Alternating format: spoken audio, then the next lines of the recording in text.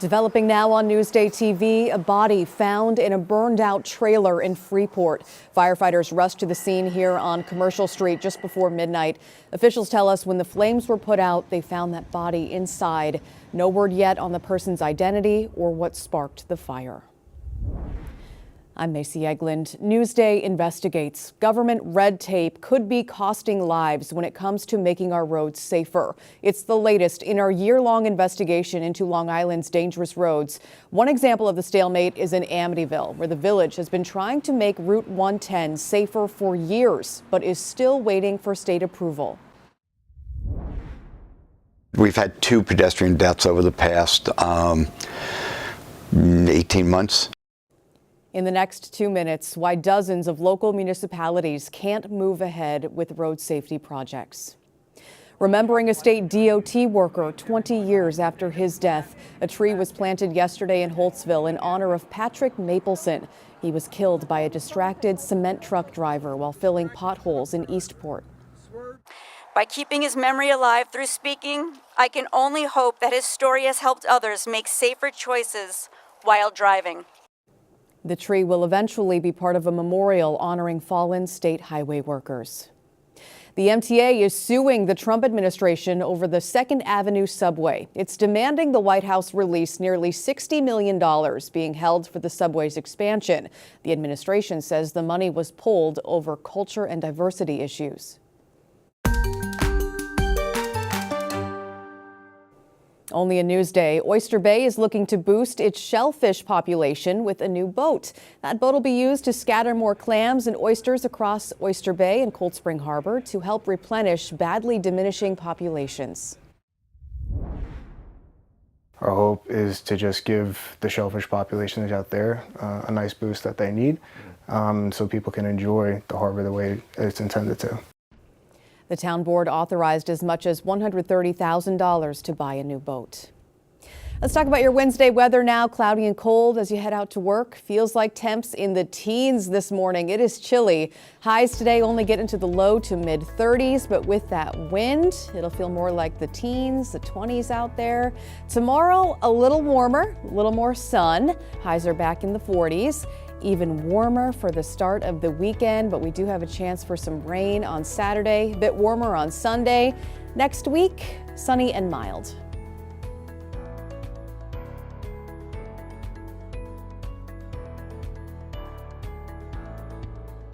Long Island weather is brought to you by PTRC. Newsday investigates. Government red tape could be costing lives when it comes to making our roads safer. Peyton Guyan tells us how as we continue our year-long investigation into Long Island's dangerous roads.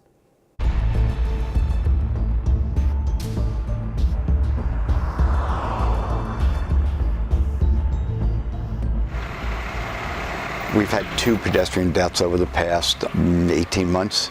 Government overlaps are slowing road safety projects on Long Island as crashes continue to pile up.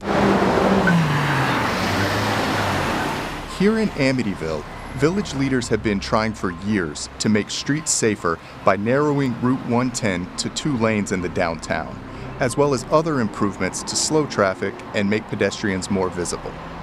We're no different than a lot of villages on the island and across the state. You know, it's a combination of a couple of things that really come into play, right? So it's volume, it's speeding, it's aggressive driving. In 2022, the village received a $10 million state grant for downtown revitalization that included the safety improvements on Route 110. But none of that work has started. It's a state road. They've got their concerns, and I'm very, very cognizant of their concerns, right? They want to make sure whatever we do doesn't cause problems. It's not a domino effect, right? That doesn't cause problems elsewhere. Route 110 is owned by the state, so Amityville has no control over the work done on the road. Amityville is one of more than 100 local jurisdictions on Long Island where officials must wait for approval before starting projects on major roads. The DOT told Newsday, quote, "Safety is the New York State Department of Transportation's top priority. We are currently reviewing the Village of Amityville's proposal. For now, the village continues its wait to make the safety improvements." I firmly believe the more serious accidents we will see a diminishing number of them. For Newsday TV, I'm Peyton Guyan.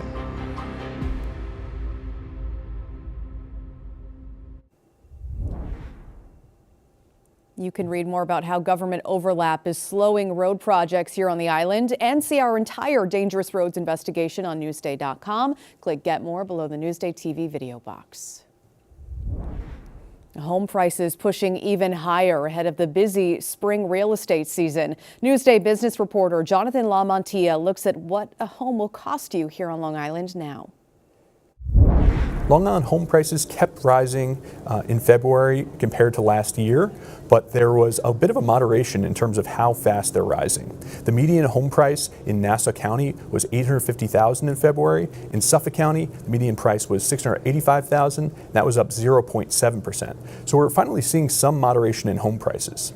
The spring market on Long Island is a really important one for real estate agents, and they're hoping that sellers are finally going to come off the sidelines. They're hoping that after a winter in which there were very few listings, that we'll finally see some more, which will help increase the pace of sales.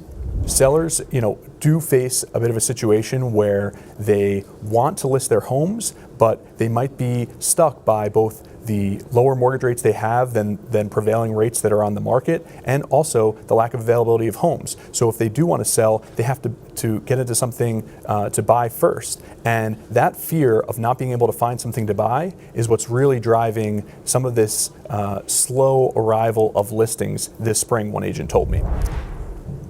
For Newsday TV, I'm Jonathan LaMantia. And to read what brokers are saying about the spring inventory and get a closer look at Long Island's housing market, go to Newsday.com. Click Get More below the Newsday TV video box. I'll hop on a plane at MacArthur Airport, and in just a few hours, you'll be seeing sun, sand, and palm trees. Let's go to Vero Beach, Florida with Carissa Kelman.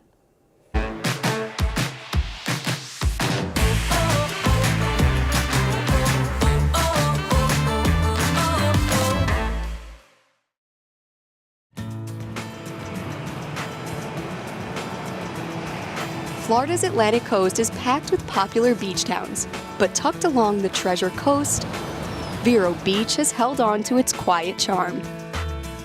For Long Islanders escaping the cold, this small coastal town is just a 2-hour flight from MacArthur Airport. Check into the Ocean Breeze Inn and your steps from more than 20 miles of white sand beaches and warm Atlantic water. No car required. I could soak up the sun. Along Ocean Drive, historic restaurants and breezy patios make it easy to settle into vacation mode with fresh seafood and ocean views. One of Vero Beach's oldest attractions is McKee Botanical Garden. I really feel like I'm in a jungle right now. A lush tropical oasis filled with towering palms, winding paths, sculptures, and wildlife. And I really want to see an otter. I think I saw one before, and I will be looking for them now. Vero sits in a rare climate zone where temperate Carolina air meets Caribbean warmth, creating conditions for a unique blend of plants and animals to thrive. Whoa! This is definitely worlds away from the beach. Back by the beach, casual spots like El Cid Taqueria keep things simple. Street tacos, fresh citrus drinks, and plenty of sunshine. You can't beat this view. Locals say the best of Vero is seen through its moss-draped live oaks and quiet neighborhoods. Now this is the best way to see Vero Beach. Via golf cart, of course. And on the riverside, paddling through mangrove tunnels reveals calm waters where birds glide overhead and stingrays, dolphins, and manatees swim by. This is the life. On the dock, Riverside Cafe hums with music and the smell of more fresh seafood. Country star Jake Owen's go-to mahi sandwich is a menu highlight, and the Vero native is even known to show up for surprise concerts. It's that casual, friendly atmosphere that's the real flavor of Vero Beach. While Florida has no shortage of beach towns, Vero Beach leaves an impression for its people, pace, and sun-soaked charm. Carissa Kelman, Newsday TV. I think we could all use a vacation after this winter we've dealt with. To plan your Vero Beach itinerary, go to Newsday.com. Click Get More below that Newsday TV video box.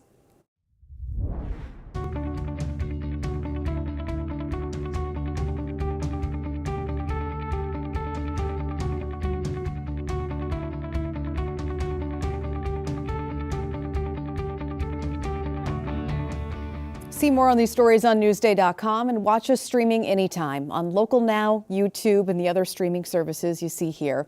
I'm Macy Eglund. We've got more local news coming up.